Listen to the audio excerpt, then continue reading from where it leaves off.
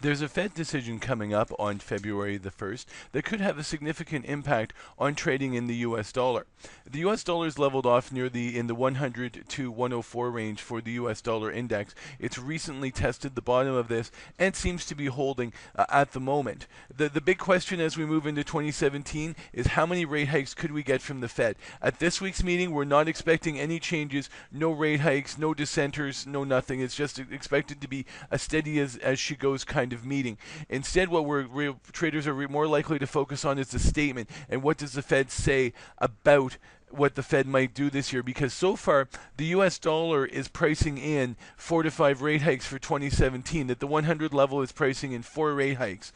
At 104 it's probably pricing in 5. The Fed, however, the party line has been 3 rate hikes in 2017, and I personally think 2 is probably more likely. I don't think that inflation or the economy is going to be quite as strong as they think. I think there's room for some volatility there that could keep the Fed on the sidelines, but we'll get a better feeling coming out of this because this meeting is the first one of the year, and most importantly, there's a lot of new people coming in. There's 4 new regional Fed voters coming in, of which 3 of them are brand new, have never voted at the Fed before.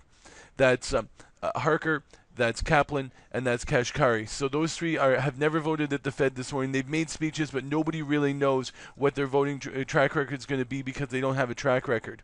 Evans from Chicago is back on as a voter this year. He's one of the most dovish members of the Fed historically. So that he comes back into the dovish camp, whereas last year the Mester from Cleveland was more hawkish, and they alternate. So the potential for a slightly more dovish Fed, it's hard to say at this point in time. That could keep the rate of increases a little slower than what the street is thinking.